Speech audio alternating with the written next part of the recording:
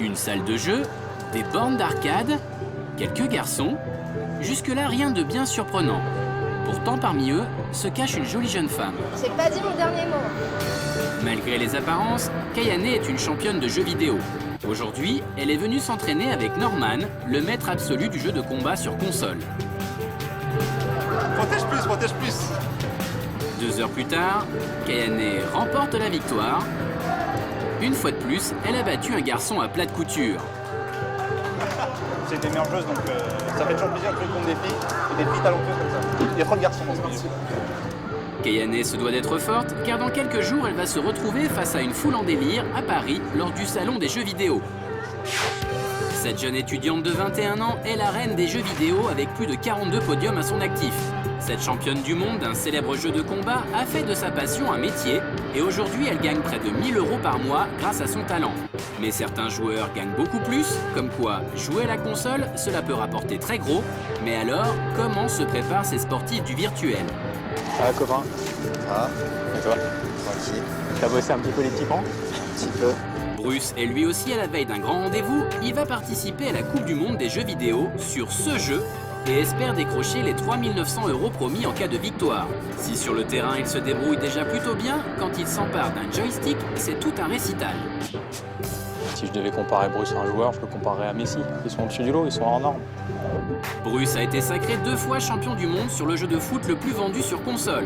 Contrairement aux idées reçues, nos joueurs professionnels ne passent pas leur temps à manger des chips. Avant chaque grand match, Bruce fait très attention à son alimentation. La veille des compétitions, en général, je mange des pâtes. J'aime bien les pâtes, puis bon, c'est ce que les sportifs aussi prennent souvent, donc voilà, je suis un peu sourd. Si on n'a pas une bonne hygiène de vie, on n'a pas de résultat. Mais manger des pâtes, cela ne suffit pas pour être le meilleur. Il faut aussi s'entraîner constamment. Comme les vrais athlètes, Bruce a besoin d'un partenaire d'entraînement pour affiner sa préparation. Lorsqu'on approche d'un très grand événement comme celui qui va jouer dans pas longtemps, on joue un peu plus, peut-être 5 ou 6 matchs par jour, et ça nous prend à peu près 2 heures. À peu près. 2 heures, cela peut paraître peu, mais Bruce joue tous les jours depuis 7 ans. Une passion débordante qui a le don d'énerver certains parents. Pourtant, 96% des enfants de 6 à 17 ans jouent à la console. De son côté, Kayane a toujours baigné dans les jeux vidéo et ce sont ses frères aînés qui lui ont transmis le virus. Pour cette jeune étudiante de 21 ans, ce passe-temps est finalement devenu un métier. C'est très fière de toi. Merci. Mais si Kayane est aussi forte aujourd'hui, c'est qu'elle a commencé très tôt. À 4 ans, elle avait une manette entre les mains et à 9 ans, elle remportait déjà sa première Coupe de France. Rosemary, la mère de cette championne, soutient la démarche de sa fille, mais elle aimerait aussi qu'elle pense un peu plus à son avenir. J'aime bien si elle commerce. Elle est commerçante, ma mère, donc Elle commerce dans les jeux.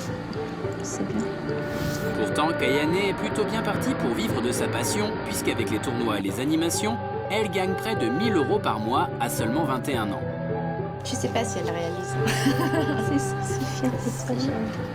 Merci. Merci.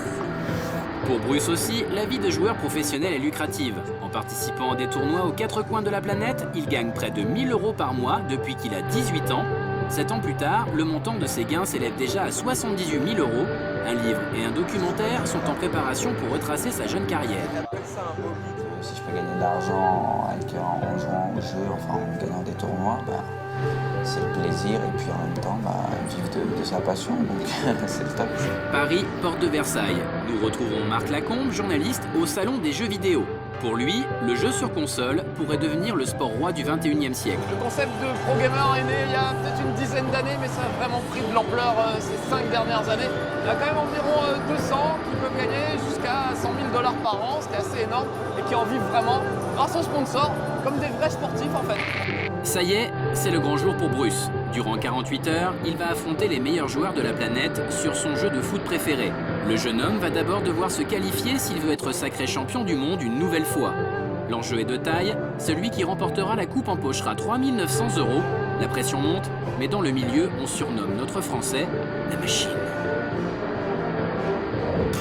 Kayane est aussi venu au salon des jeux vidéo, pas pour gagner une coupe, mais pour affronter des joueurs amateurs. Steven, ça te Il suffit de se promener avec la jeune femme dans les allées du salon pour juger de sa popularité. Mais Kayane n'est pas là pour s'amuser, enfin presque. Pour ses 2 heures de présence sur le stand de cette chaîne de télévision spécialisée, elle va toucher 300 €, une belle somme pour notre étudiante et surtout un beau coup de pub pour la chaîne. Ce joueur amateur vient de se faire battre par notre championne, mais il prend cette défaite avec le sourire. Alors là, j'ai pas vu le jour en fait. Ça a été assez rapide. Ça prouve que les nanas peuvent jouer aussi aux jeux vidéo, au contraire, donc c'est cool quoi. Du côté de Bruce, le tournoi commence plutôt mal. Il vient d'être battu par Ovic. Il lui reste 6 matchs pour convaincre et passer le premier tour. Zal, son coach, reste confiant. C'est compliqué là. Pour l'entame de la compétition, c'est pas évident, mais il reste encore quelques matchs, donc pour l'instant, on s'inquiète pas trop. Et Zal a eu raison de croire en son poulain. Par la suite, Bruce n'a plus perdu un seul de ses matchs et il s'est même payé le luxe de battre le lendemain en finale le Roumain Ovic. Une belle revanche et surtout un chèque de plus pour notre champion. Félicitations, merci à vous. Ah, merci beaucoup. Fin de partie pour Kayane, une fois de plus elle a assuré. Alors si votre enfant joue aux jeux vidéo, pas de panique, sa passion l'emmènera peut-être un jour sur la plus haute marche du podium.